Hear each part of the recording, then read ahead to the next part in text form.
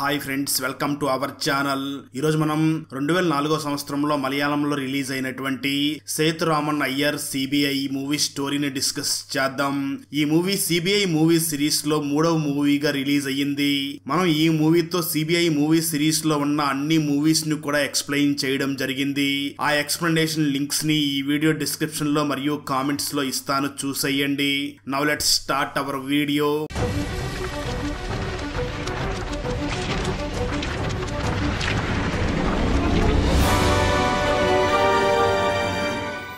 Open చేస్తే movie starting లో ఉరి శిక్ష వేయబడిన అలెక్స్ అనే ఒక ఖైదీని చూపిస్తారు. ఆ ఖైదీని మీట్ అవడానికి ఒక చర్చ్ ఫాదర్ వస్తాడు. అలా ఆ ఇద్దరు మాట్లాడుకుంటూ ఉంటారు. వాళ్ళేం మాట్లాడుకున్నారో ఇక్కడ చూపించరు, కానీ ముందు ముందు మనకే తెలుస్తుంది. మరోపక్క ఢిల్లీలో సిబిఐ ఆఫీసర్ గా వర్క్ చేస్తున్న సేతు వెకేషన్ కోసం కేరళకి వచ్చి తన అత్త మరియు మామయ్యల ఇంట్లో ఉంటూ ఉంటాడు. ఒకరోజు సేతు గుడి దగ్గరికి వెళ్ళగా ఆ గుడి దగ్గర ఉండి చుట్టూ చాలా మంది గుమికూడి ఉంటారు. దాంతో సేతు వెంటనే వాళ్ళ దగ్గరకు వెళ్లి ఏం జరిగింది అని అడుగుతాడు.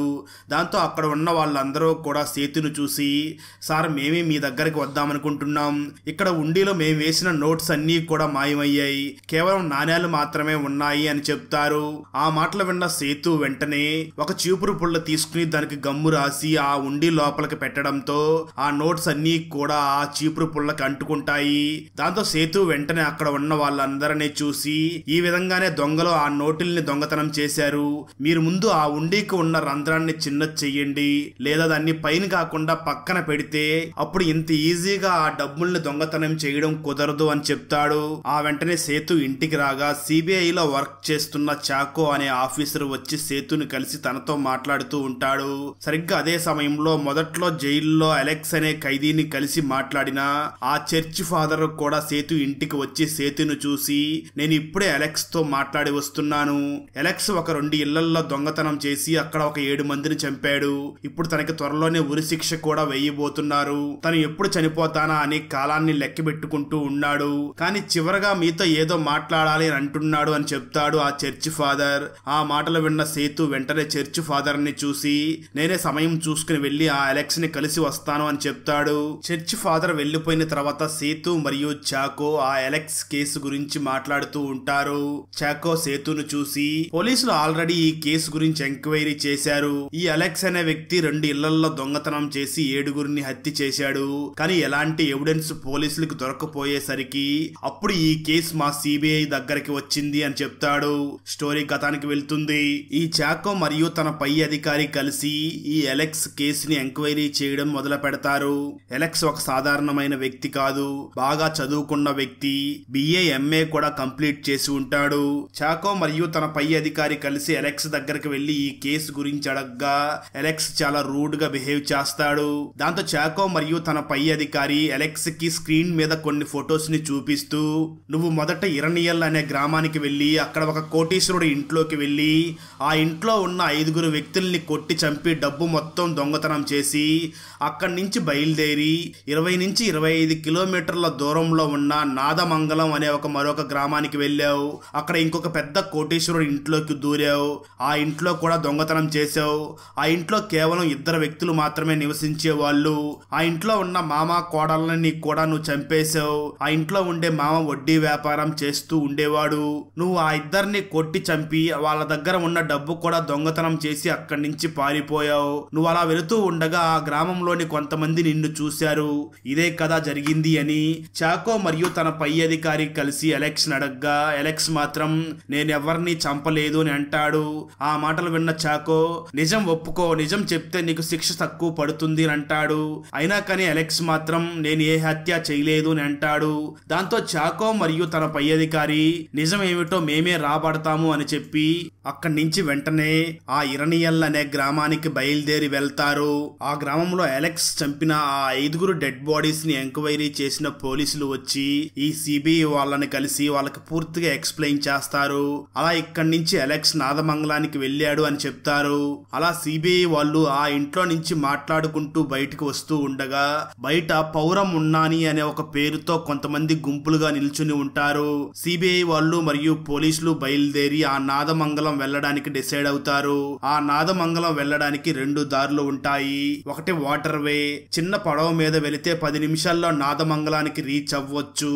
రెండవది రోడ్డు దారి. ఈ రోడ్డు దారిని వెళితే 25 నుంచి 28 నిమిషాల్లో వెళ్ళవచ్చు అని చెప్తారు పోలీసులు.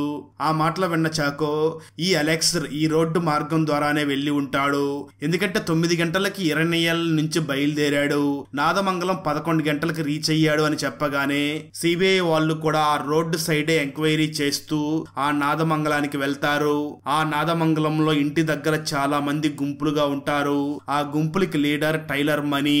ఆ మనీ వచ్చి సిబిఐ వాళ్ళతో మాట్లాడతాడు. ఇతను ఆ పౌరం ఉన్నాని అనే కూటమికి హెడ్ గా వ్యవహరిస్తూ ఉంటాడు. ఈ గుంపు వాళ్ళే సిబిఐ ఎంక్వైరీ చెయ్యాలి అని కంప్లైంట్ ఇచ్చినట్లుగా ఆ గుంపు లీడర్ అయినటువంటి టైలర్ మనీ అక్కడికి వచ్చిన చాకో మరియు తన పై అధికారికి చెప్తాడు. నిజానికి ఆ నాదమంగళంలో ఉన్న ఆ ఇంట్లో కోడలు మామ నివసిస్తూ ఉంటారు. కోడలు పేరు మోసి, మామ పేరు మాణిక్యం. ఆ వెంటనే సిబిఐ వాళ్ళు మోసీకి బాగా క్లోజ్ ఫ్రెండ్ ని పిలిచి తనని ఎంక్వైరీ చేస్తారు. అప్పుడు మోసీ ఫ్రెండ్ సిబిఐ వాళ్ళని చూసి, మోసీ చనిపోయిన రోజు తను చనిపోవడానికి ముందు నేను మోసీ కలిసి ఒక జాతరకు వెళ్ళాం. ఆ జాతరలో అక్కడ బాగా లేట్ అయ్యింది. మా ఇంట్లో మా మామయ్య గారు ఒంటరిగా ఉన్నారు, నేను వెళ్ళాలి అని చెప్పి బయలుదేరి వచ్చేసింది అని మోసీ ఫ్రెండ్ సిబిఐ వాళ్ళకి చెప్తుంది. ఆ వెంటనే సిబిఐ వాళ్ళు ఆ మోసీ మరియు తన మామ చనిపోయిన ఆ ఇంటికి వెళ్తారు. అక్కడ ఆ మామ ఎక్కడ చనిపోయాడు అని సిబిఐ వాళ్ళు పోలీసుని అడగడంతో పోలీసులు వెంటనే ఆ మామ చనిపోయి ఉన్న ఆ ప్లేస్ ని ఆల్రెడీ మార్క్ చేసి ఉంటారు. ఆ మార్క్ ప్లేస్ ని ఈ సిబిఐ వాళ్ళకి చూపిస్తారు. అక్కడ ఈ మాణిక్యం చనిపోయే ముందు తన బ్లడ్ తో ఈసో అని రాసి ఉంటాడు. పోలీసులు ఆ మాణిక్యం రాసిన ఈసోని ఈ సిబిఐ వాళ్ళకి చూపిస్తూ ఆ కిల్లర్ ముందే ఈ మాణిక్యంకి తెలిసేమో, అందుకే తనను పట్టుకోమని ఈ విధంగా హింట్ ఇస్తున్నాడేమో అని అంటారు. ఆ తర్వాత సిబిఐ వాళ్ళు పోలీసుల్ని చూసి ఈ మాణిక్యం ఫ్యామిలీ ఇన్ఫర్మేషన్ చెప్పండి అని అడుగుతారు. ఆ మాటలు విన్న పోలీసులు వెంటనే సిబిఐ వాళ్ళని చూసి ఈ మామ వాళ్ళ ఫ్యామిలీ అందరూ కలిసి ఒక రోజు టెంపుల్ కి ట్రిప్ కు వెళుతూ ఉన్నప్పుడు యాక్సిడెంట్ జరిగింది. ఆ యాక్సిడెంట్ లో అందరూ చనిపోయారు. ఎలాగో ఈ మామ మరియు తన కోడలో బ్రతికిపోయారు అని పోలీసులు ఆ ఇన్ఫర్మేషన్ మొత్తం సిబిఐ వాళ్ళకి చెప్తారు. ఆ వెంటనే సిబిఐ వాళ్ళు మళ్ళీ అలెక్స్ ని ఎంక్వైరీ చేయడం కోసం అలెక్స్ దగ్గరికి వెళ్లి అలెక్స్ తో చాలా మంచిగా మాట్లాడుతూ ఉండగా సిబిఐ పై అధికారి అలెక్స్ ని ఇంకేంటి విషయాలు ఈషో అని అంటాడు. ఆ మాటలు విన్న అలెక్స్ ఒక్కసారిగా షాక్ అవుతాడు. నిజానికి అలెక్స్ ముద్దు పేరు ఈషో. తనకి బాగా క్లోజ్ గా ఉన్న వాళ్ళు మాత్రమే తనని ఈషో అని పిలుస్తూ ఉంటారు. అలెక్స్ వెంటనే చాకో బాస్ అయినటువంటి సిబిఐ ఆఫీసర్ ని చూసి మీకు నా ఈషో పేరు ఎలా తెలిసింది అని అడుగుతాడు. దానికి వాళ్ళు వెంటనే అలెక్స్ ని చూసి మాణిక్యం నీ గురించి అంతా చెప్పాడు, నిజాలన్నీ చెప్పాడు అని అంటారు. ఆ మాటలు విన్న అలెక్స్ మాణిక్యంకి నాకు ఎటువంటి సంబంధం లేదు అని అంటాడు. దాంతో చాకో పై అధికారి వెంటనే అలెక్స్ ని కొట్టబోగా అలెక్స్ వెంటనే నేనే దొంగతనం చేశాను అని చెప్పి తాను దొంగతనం చేసిన నగలో డబ్బులన్నిటిని తెచ్చిస్తాడు. దాంతో చాకో మరియు తన పై అధికారి ఆ అలెక్స్ ఇచ్చిన డబ్బులు మరియు నగలో తీసుకుని వెళ్లి వాళ్ళ బాస్ ని కలిసి జరిగిందంతా చెప్తారు. అలెక్స్ వెంటనే ఆ సిబిఐ వాళ్ళని చూసి ఆ దొంగతనం ఆ హత్యలు చేసింది నేనే అని వాళ్ళ దగ్గర ఒప్పుకుంటాడు. కానీ కోర్టులో మాత్రం నేను ఆ దొంగని కాదు అని మాట మారుస్తాడు. అప్పుడు చాకో పై అధికారి వెంటనే ఆ అలెక్స్ ఫింగర్ ప్రింట్స్ ఆధారాలు అలాగే తన కొట్టు చంపిన ఆయుధాలన్నిటిని తీసుకుని వచ్చి కోర్టులో సబ్మిట్ చేస్తాడు. అలా అలెక్సే ఈ హత్యలు చేశాడు అని కోర్టు నమ్మి అలెక్స్ కి మరణ శిక్షను విధిస్తుంది. ఇలా జరిగిందంతా కూడా చాకో మన హీరో సేతుకు చెప్తాడు. స్టోరీ ప్రెజెంట్ కి వస్తుంది. దాంతో సేతు వెంటనే జైల్లో ఉన్న అలెక్స్ దగ్గరికి వెళ్లి తనను కలిసి ఎందుకు నన్ను రమ్మన్నావు అని అడుగుతాడు. అప్పుడు అలెక్స్ ఒక గొప్పవాడిలాగా దైవభక్తి కలిగిన వ్యక్తిలాగా చాలా మంచిగా మాట్లాడుతూ ఉంటాడు. ఆ మాటలు విన్న సేతు చేసిందంతా చేసి ఇప్పుడు ఎందుకు ఇంత మంచివాళ్ళలాగా మాట్లాడుతున్నావు అని అంటాడు. ఆ మాటలు విన్న అలెక్స్ వెంటనే సేతును చూసి చావడానికి ముందు నిజాలు చెప్పి చచ్చిపోదాం అనుకుని డిసైడ్ అయ్యాను. నిజానికి ఈ 7 హత్యలు హత్యల్లో నేను 6 మాత్రమే చేశాను. ఆ 7వ హత్యను మాత్రం నేను చెయ్యలేదు. ఆ హత్య చేసిన వాడు ఎవడో కానీ బయట హ్యాపీగా తిరుగుతున్నాడు. ఇప్పుడు నేను చేసిన 7 హత్యలైనా 6 హత్యలైనా కానీ ఉరిశిక్ష మాత్రమే, నాకేమీ శిక్ష తగ్గదు. కానీ నేను చేసినట్లుగా ఎవడో హత్య చేసి బయట మాత్రం చాలా హ్యాపీగా తిరుగుతున్నాడు. నిజానికి నేను ఆ మాణిక్యంని అసలు చంపలేదు. నేను ఈ 6 హత్యలతో పాటు ఎక్స్ట్రా 3 హత్యలు కూడా చేశాను. అంటే నేను మొత్తం 9 హత్యలు చేశాను అని అలెక్స్ నిజాలన్నిటినీ కూడా సేతుకు చెప్తాడు. నేనెందుకు ఇప్పుడు నీకు ఇవన్నీ చెప్తున్నాను అంటే నీలాంటి నిజాయితీ గల సిబిఐ ఆఫీసర్ కి ఈ విషయాలన్నీ చెప్పాలనుకున్నాను. అందుకే నిన్ను ఇక్కడికి పిలిపించాను అని అలెక్స్ సేతుకి అన్నీ చెప్తాడు. ఆ మాటలు విన్న సేతు ఒక్కసారిగా కన్ఫ్యూజ్ అవుతాడు.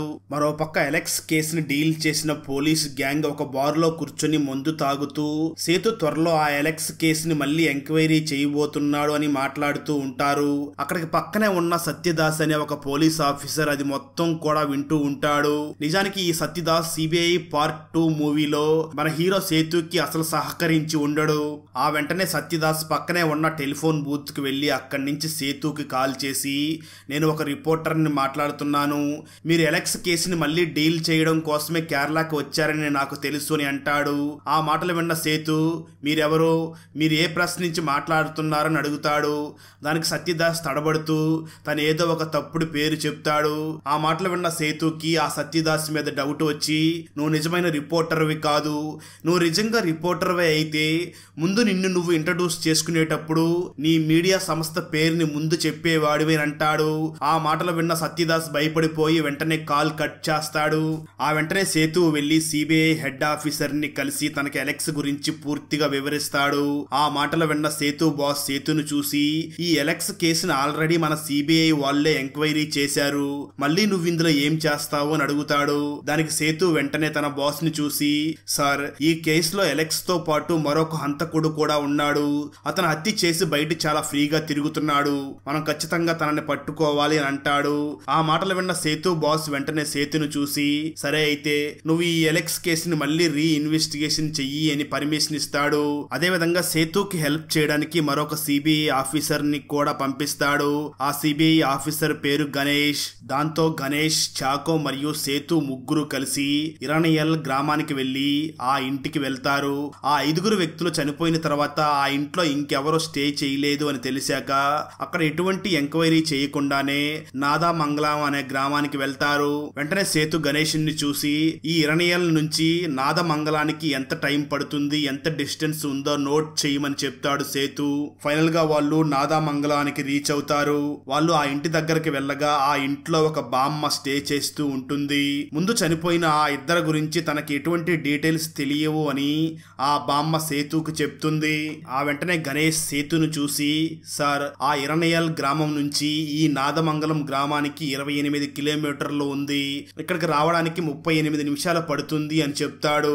ఆ మాటలు విన్న సేతు వెంటనే గణేష్ ని చూసి ఇప్పుడైతే రోడ్స్ అన్ని వేశారు కాబట్టి 38 నిమిషాలు పడుతుంది, అప్పట్లో అలెక్స్ మేబీ 1 అవర్ టైంలో ఇక్కడికి వచ్చి ఉండవచ్చు అని సేతు ఆ గణేష్ కి చెప్తాడు. పోస్ట్ మార్టం రిపోర్ట్ లో ఆ 5 వ్యక్తులు చనిపోయిన టైం 10 గంటల 15 నిమిషాలని తెలుస్తుంది. అంటే 10 నుంచి 10:30 మధ్యలో ఆ 5 చనిపోయి ఉండవచ్చు.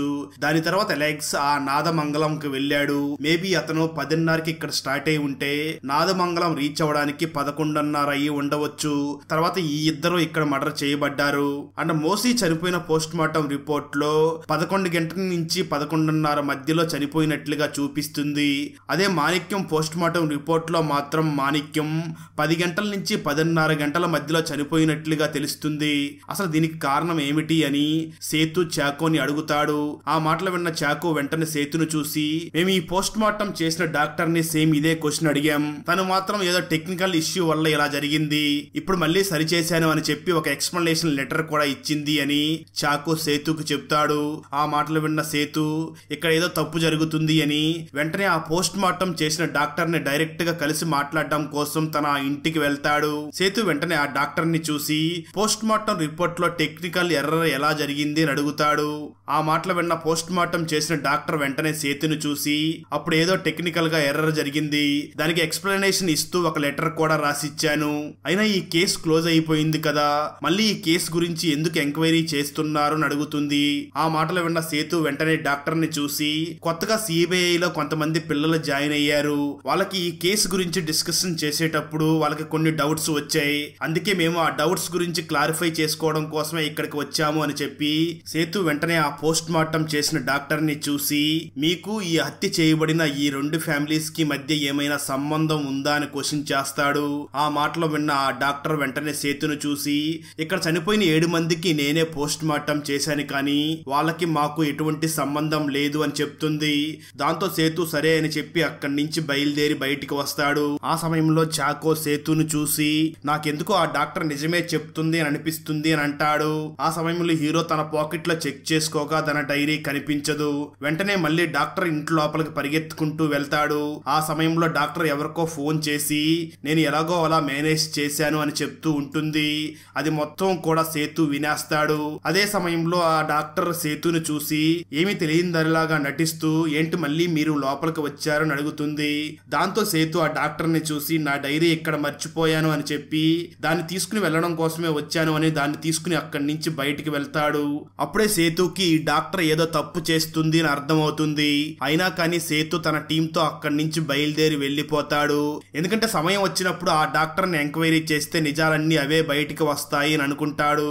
ఆ వెంటనే సేతు చాకోను చూసి ఆ మాణిక్యం గురించి డీటెయిల్డ్ గా చెప్పు అని అంటాడు.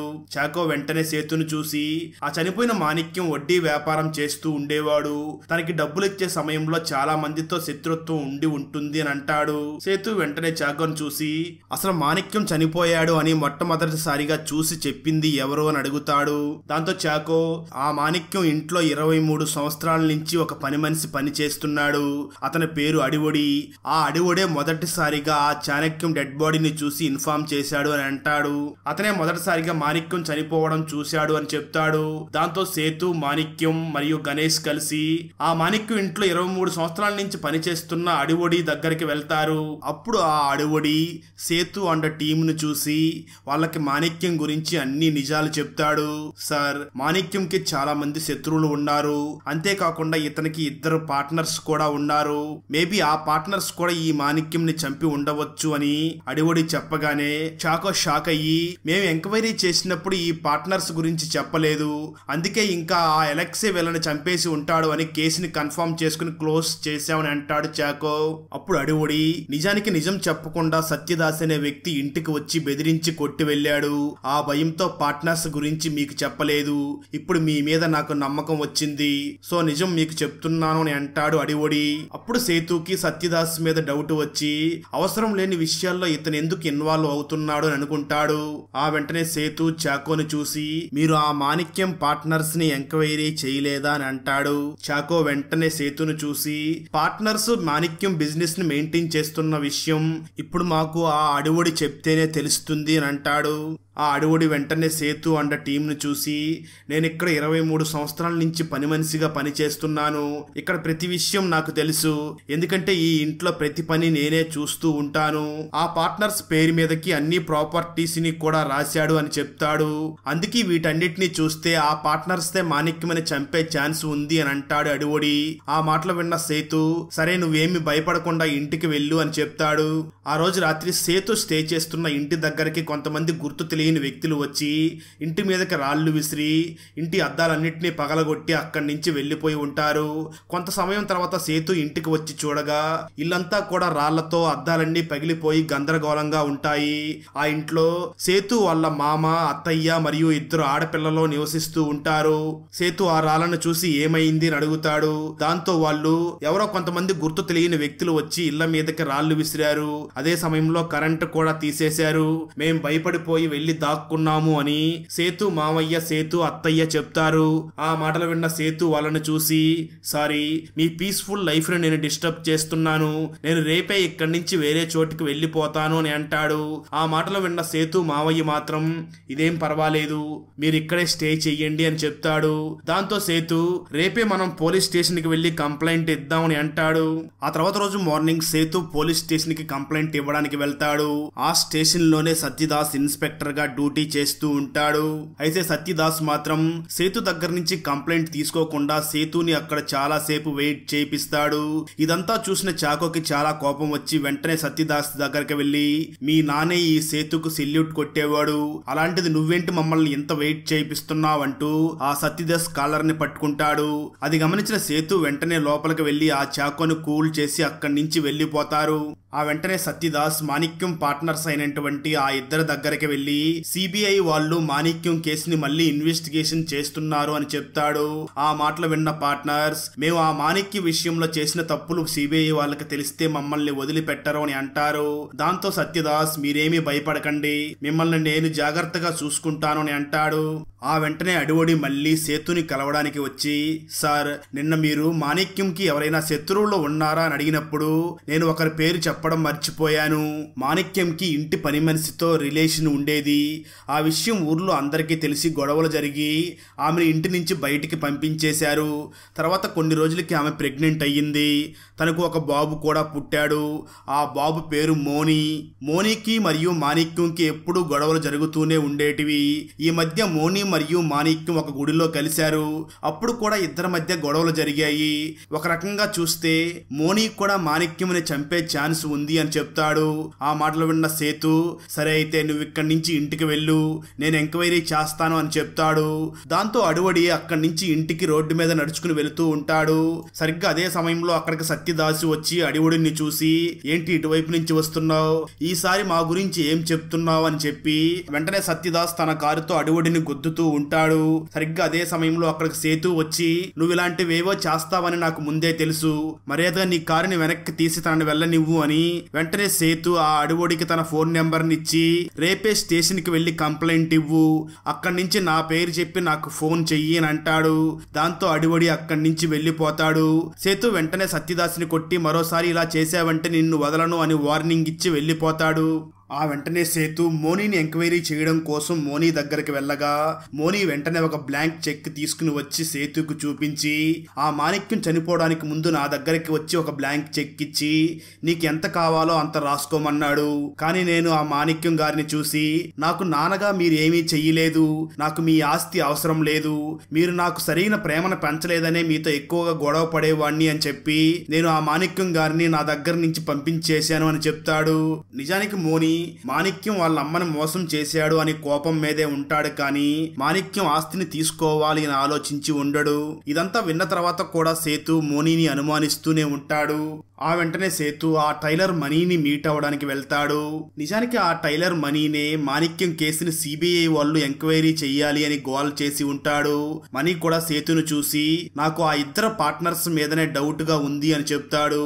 ఆ మాటలు విన్న సేతు, సరే అయితే మాణిక్యం రిలేషన్ గురించి కొంచెం డీటెయిల్డ్ గా చెప్పు అని సేతు ఆ టైలర్ మనీని అడుగుతాడు. దానికి మనీ సేతును చూసి, నానా కొడుకులు ఇద్దరు ఊరికే కొట్టుకుంటూ ఉండేవారు అని చెప్తాడు.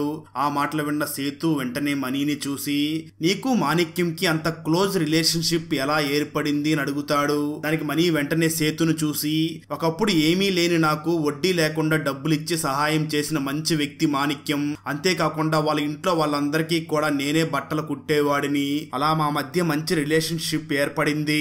మాణిక్యం వల్ల మాత్రమే నేను ఇప్పుడు 3 టైలరింగ్ షాపులను నడుపుతున్నాను, ఇప్పుడే కొత్తగా 4వ టైలరింగ్ షాప్ ను కూడా కన్స్ట్రక్షన్ చేస్తున్నాను.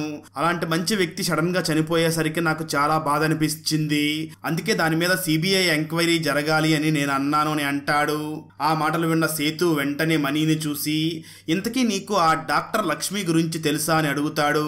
దానికి మనీ వెంటనే సేతును చూసి, ఆ డాక్టర్ లక్ష్మి పోస్ట్ మార్టం చేసిన డాక్టర్ అనే తెలుసు, కానీ అంతకు మించి తన గురించి నాకేమీ తెలియదు అని అంటాడు. దాంతో సేతు, చాకో మరియు గణేష్ ఆ టైలర్ మనీ దగ్గర నుంచి బయటికి వెళుతూ ఉండగా సరిగ్గా అదే సమయంలో ఒక వ్యక్తి ఇన్విటేషన్ కార్డు పట్టుకుని వచ్చి సేతు అండ్ టీంకి ఇచ్చి, నేను కొత్తగా ఒక న్యూస్ షాప్ ఓపెన్ చేశాను, ఆ ఫంక్షన్కి మీరు ఖచ్చితంగా రావాలి అని అంటాడు.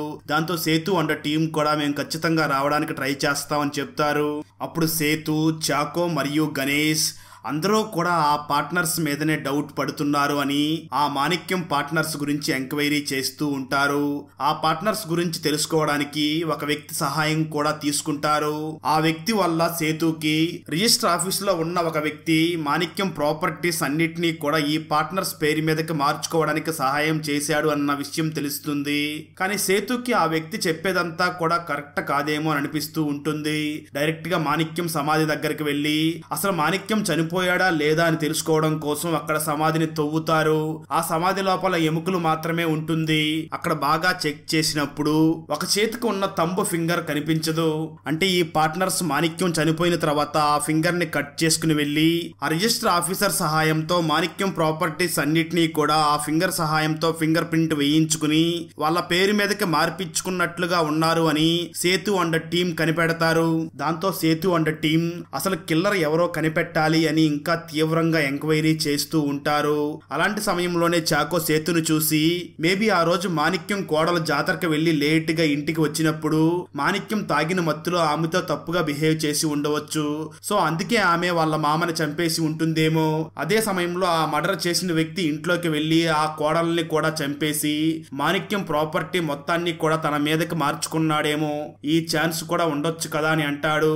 దాంతో సేతు అండ్ టీం వెంటనే మాణిక్యం ఇంటి దగ్గరికి వెళ్తారు.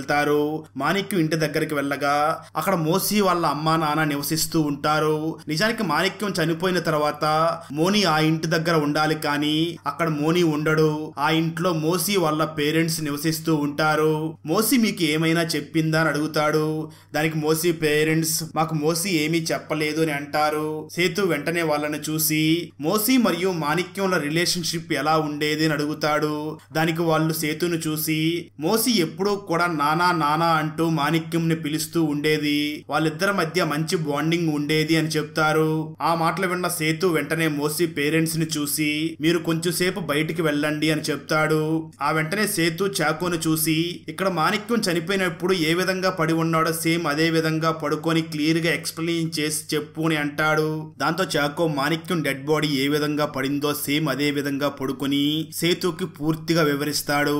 అప్పుడు సేతు చాకోను చూసి ఒకసారి నీ చేత్తో అక్కడ గోడ మీద ఈసో అని రాయి అని అంటాడు. చాకో కూడా సేమ్ అదే విధంగా ఈసో అని రాస్తాడు. అది చూసిన సేతు ఇది ఒక పక్క నుంచి చదివితే ఈసో అని అర్థం వస్తుంది, మరో పక్క నుంచి చూస్తే ఇది మోసీ అని అర్థం అవుతుంది. అంటే క్లియర్ గా మోసీనే తన మామని చంపింది అని అర్థం అవుతుంది. దీని గురించి ఇంకా క్లారిటీగా తెలియాలి అంటే మనం అలెక్స్ ని మీట్ అవ్వాలి అని సేతు అండ్ టీం వెంటనే జైల్లో ఉన్న అలెక్స్ ని కలవడానికి వెళ్తారు. సేతు వెంటనే అలెక్స్ ని చూసి జరిగిందంతా అబద్ధం చెప్పకుండా క్లియర్ గా చెప్పు అని అడుగుతాడు. స్టోరీ కథానికి వెళ్తుంది. నిజానికి ఇరినియల్ గ్రామానికి వెళ్ళినప్పుడు ఎలెక్స్ కి అక్కడ బాగా డబ్బున్న ఇంటిని చూసి అక్కడ 5 మందిని హత్య చేసి ఆ ఇరినియల్ ఇంట్లో డబ్బులన్నిటిని తీసుకుని ఫారెన్ వెళ్లిపోవాలి అని ట్రై చేసి ఉంటాడు. ఆ తర్వాత నాదమంగళానికి వచ్చినప్పుడు ఈ మాణిక్యం ఇంట్లో దొంగతనం చేయడానికి ఎలెక్స్ లోపలికి వెళ్తాడు. అయితే లేట్ గా బయటికి వెళ్లి ఇంట్లోకి వచ్చిన మోసీ ఎలెక్స్ ని చూసి ఎలెక్స్ ని కొట్టడానికి ట్రై చేయగా అయితే ఎలెక్స్ మోసీని కొట్టి చంపేస్తాడు. ఆ తర్వాత లోపలికి వెళ్ళగా అప్పటికే లోపల మాణిక్యం చనిపోయి ఉంటాడు. అయితే గోడ మీద రాసిన ఈసో అనే పదాన్ని మాత్రం ఎలెక్స్ చూసి ఉండడు. ఇలా జరిగింది మొత్తం కూడా ఎలెక్స్ ఆ సేతు అండ్ టీం కి చెప్తాడు. వెంటనే ఎలెక్స్ సేతు అండ్ టీం ని చూసి సార్ నేను మాణిక్యం ని అసలు చంపలేదు, కానీ మిగతా 6 హత్యలు నేనే చేశాను అని నిజం చెప్తాడు. ఆ మాటలు విన్న సేతు వెంటనే ఎలెక్స్ ని చూసి సరే వెంటనే నీ కోరిక ప్రకారం త్వరలోనే ఒక గుడ్ న్యూస్ తో నీ దగ్గరికి వస్తాను అని చెప్పి సేతు అండ్ టీం అక్కడి నుంచి వెళ్లిపోతారు.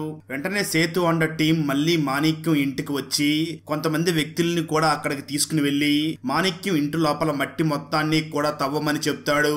అలా తవ్వడంతో ఒక జుబ్బా మరియు ఒక చైన్ కనిపిస్తుంది. వెంటనే సేతు మాణిక్యం చంపింది ఒక మగ వ్యక్తిని అర్థం చేసుకుని ఇంతకు ముందు ఎంక్వైరీ చేసిన వ్యక్తులందరినీ ఒక చోటకి రమ్మని పిలుస్తాడు. అందరూ కూడా ఒక ప్లేస్ లో అసెంబుల్ అవుతారు. అప్పుడు సేతు వాళ్ళందరికీ ఆ జుబ్బాని మరియు ఆ చైన్ ని చూపించి ఇవి ఎవరో ఒప్పుకోండి, ఈ గుంపులోనే ఎవరో ఒక వ్యక్తి మాణిక్యంని చంపారు అని అనగా అక్కడ ఉన్న వాళ్ళందరూ కూడా సైలెంట్ గా ఉంటారు. సేతు మళ్ళీ వాళ్ళందరినీ అడుగుతాడు, కానీ వాళ్ళందరూ కూడా సైలెంట్ గానే ఉంటారు. సరిగ్గా అదే సమయంలో ఒక లేడీ అక్కడికి పరిగెత్తుకుని వచ్చి 4 సంవత్సరాల క్రిందట నా భర్త ఈ జుబ్బా మరియు చైన్ కనిపించలేదు అని చెప్పి ఇల్లంతా వెతకడం నేను చూశాను, అది ఇప్పుడు మీకు దొరికిందా అని అడుగుతుంది. ఇక్కడ ట్విస్ట్ ఏమిటి అంటే ఆమె ఎవరో కాదు, ఆ టైలర్ మనీ భార్య అయి ఉంటుంది. వెంటనే తన హస్బెండ్ మనీని పిలిపించి నీ జుబ్బా మరియు చైన్ దొరికింది అని చెప్పగానే ఒక్కసారిగా టైలర్ మనీ షాక్ అవుతాడు. దాంతో సేతుకి కోపం వచ్చి మనీని నిజాలు చెప్పమని అడగ్గా అప్పుడు మనీ నిజాలు చెప్పడం మొదలు పెడతాడు. స్టోరీ గతానికి వెళ్తుంది. మోసీకి బ్లౌజ్ కుట్టించిన మనీ అలా మోసీకి దగ్గర అవుతాడు. ఇద్దరు కూడా ఒక రిలేషన్ లో ఉంటారు. ఆ జాతర జరిగిన రోజు టైలర్ మనీ మోసీ ఇంటి దగ్గర ఎవరో లేరు అని ఎవరికి కనిపించకుండా మోసీ ఇంటి దగ్గరికి వెళ్లి మోసీతో అసభ్యంగా ప్రవర్తిస్తూ ఉంటాడు. సరిగ్గా అదే సమయంలో మాణిక్యం ఇంటికి రావడంతో సౌండ్స్ వినిపించి మనీ వెళ్లి దాక్కుంటాడు. మాణిక్యం వెంటనే ఇంట్లోకి వచ్చి లైట్ వెయ్యిగా అక్కడ మోసీ ఒక్కటే ఒంటరిగా నిలబడి ఉంటుంది. మాణిక్యం మోసీని చూసి నువ్వు నా కొడుక్కి ద్రోహం చేస్తున్నావు అంటూ గొడవ పడుతూ ఉంటాడు. సరిగ్గా అదే సమయంలో మనీ వెనక నుంచి వచ్చి ఐరన్ రాడ్ తో మాణిక్యం తల మీద కొట్టడంతో మాణిక్యం అక్కడికక్కడే స్పాట్ లో చనిపోతాడు. వెంటనే మనీ మోసీని చూసి నేను ఈ శవాన్ని బయట పారేయడానికి ఒక బండిని తీసుకుని వస్తాను అని చెప్పి బయటికి వెళ్తాడు. సరిగ్గా అదే సమయంలో ఎలెక్స్ ఇంట్లో దొంగతనం చేయడానికి వచ్చి ఆ మోసీని చంపేస్తాడు.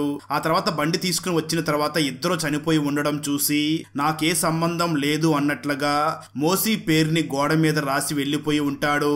ఈ విధంగా బయట పోలీసులకి సిబిఐ వాళ్ళకి దొరకకూడదు అనుకుని తను మంచివాళ్లాగా నటిస్తూ తిరుగుతున్నాను అని మనీ నిజాలు మొత్తం చెప్తాడు. స్టోరీ ప్రెజెంట్ కి వస్తుంది. ఇదంతా తెలుసుకున్న తర్వాత సత్యదాస్ మరియు మాణిక్యం పార్ట్నర్స్ ఇద్దరు కూడా చాలా హ్యాపీగా ఫీల్ అవుతూ ఉంటారు. ఎందుకంటే మా మీదకి ఎటువంటి నింద రాలేదు అని హ్యాపీగా ఫీల్ అవుతూ ఉంటారు. అది గమనించిన సేతు మర్డర్ చేసిన వ్యక్తిని మాత్రమే ఇప్పుడు కనిపెట్టాం, ఆ మర్డర్ కి హెల్ప్ చేసిన మీలాంటి వ్యక్తుల్ని కూడా వదిలిపెట్టము అని వార్నింగ్ ఇస్తాడు. అలా చివరికి మర్డర్ చేసిన వ్యక్తి మనీ అని కనిపెడతారు. అక్కడతో ఈ మూవీ అయిపోతుంది. అదే విధంగా మనం మలయాళం లాంగ్వేజ్ లో వచ్చిన సిబిఐ మూవీ సిరీస్ లోని అన్ని మూవీస్ ని కూడా మన ఛానల్లో ఎక్స్ప్లెనేషన్ చేయడం జరిగింది. ఆ ఎక్స్ప్లెనేషన్ వీడియో లింక్స్ అన్నిటినీ కూడా ఈ వీడియో డిస్క్రిప్షన్ లో మరియు కామెంట్స్ లో ఇస్తాను, చూసేయండి. అలాగే వీడియో నచ్చినట్లయితే లైక్ చేసి ఒక చిన్న కామెంట్ చేస్తే మాకు నెక్స్ట్ వీడియో చేయడానికి ఎంకరేజింగ్ గా ఉంటుంది. అలాగే ఛానల్ ని సబ్స్క్రైబ్ చేసి పక్కనే ఉన్న బెల్ ఐకాన్ ని క్లిక్ చేసి సపోర్ట్ చేయండి. Thanks for watching. జై హింద్.